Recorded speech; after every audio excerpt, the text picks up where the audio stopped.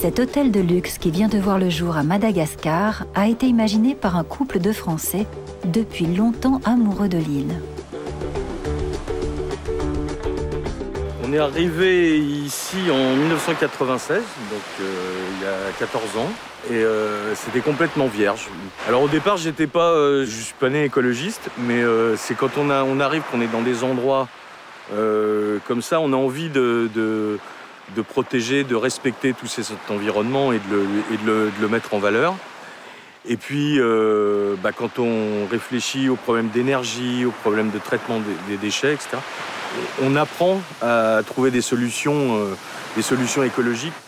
Parmi ces solutions, l'utilisation de l'énergie solaire semble être ici une évidence. L'Eden Lodge est devenu un projet pilote en matière d'écotourisme, soutenu par l'ADEME, l'Agence de l'environnement et de la maîtrise de l'énergie. Voilà, Dan, notre directeur technique. Merci beaucoup.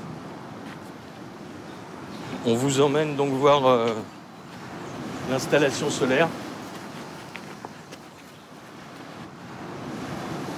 À destination des sceptiques, s'il y en a encore, on a 30 mètres carrés environ de panneaux solaires et ça suffit à l'alimentation de tous les Den Lodge. On emmagasine en fait l'énergie et ça charge en fait en permanence. Bon, c'est vrai qu'on bénéficie ici de 330 jours d'ensoleillement en moyenne par an, donc ça aide un peu. Il y avait un ingénieur qui était dépêché par l'ADEME ici. Et lui, il m'a donné beaucoup de formations. Ouais. Voilà, l'ADEME s'est occupé aussi de la formation de DAD, qui aujourd'hui est responsable de tout l'entretien du matériel. Et en plus de ça, au point de vue dépenses, là, pratiquement juste le temps d'amortissement, et ça y est. Un hôtel comme ça, il faudrait donc 600 litres de gasoil chaque jour. En fait, c'est même bon de décharger les batteries chaque jour pour qu'elles se rechargent. Donc, on n'est pas là sans arrêt à économiser l'énergie parce qu'elle coûte cher, elle est renouvelable. Il se trouve qu'après, tout le matériel du lodge a été choisi pour sa consommation électrique. C'est-à-dire qu'on est en basse conso sur l'éclairage, le froid, les frigos, les congélateurs, etc.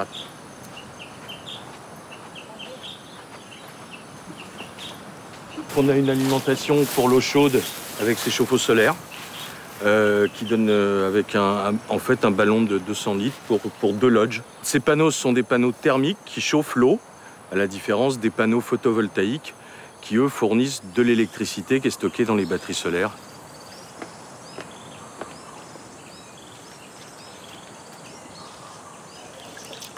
Ça, c'est en four solaire. On s'en sert pour faire cuire à manger pour le personnel.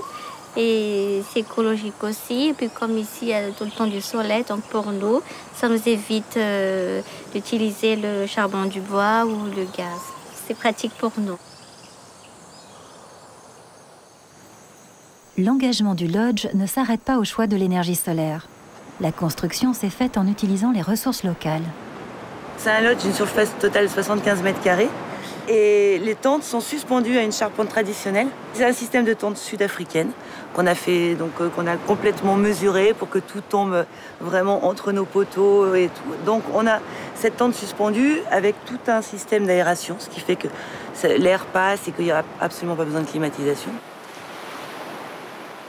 Ils sont tous construits avec le falaf, l'arbre du voyageur sur les toits.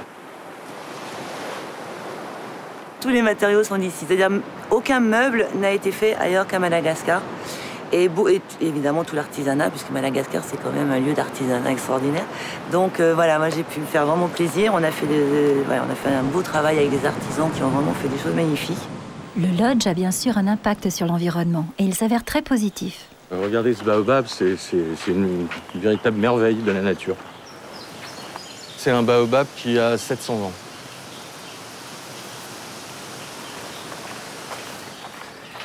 Et là, on arrive en fait dans la réserve naturelle. C'est donc tout un espace qu'on a gardé en réserve naturelle pour que les lémuriens continuent à venir, ainsi que les oiseaux magnifiques.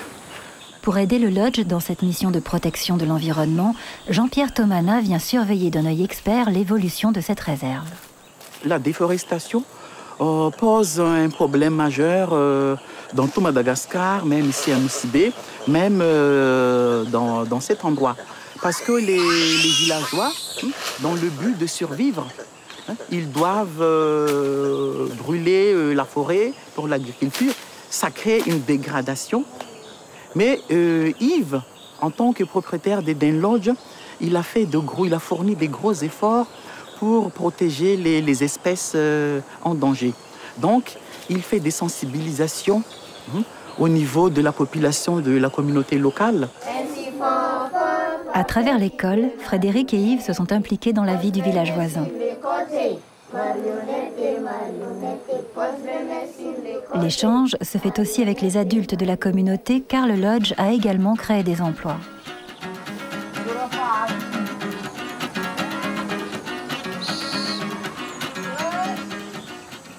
En fait, tous les lémuriens, toutes les espèces de lémuriens sont en voie de disparition.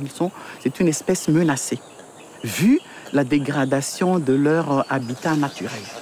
Et ce n'est pas seulement la dégradation de la forêt, mais la chasse aussi.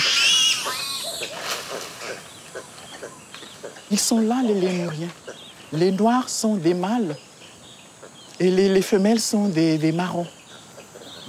Et ils vivent en groupe.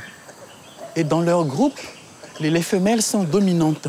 Et cette espèce s'appelle le lémur macaco. Ils jouent des rôles très importants dans la nature. Parce qu'il y a des graines qui ne poussent pas sans passer par la digestion des lémuriens.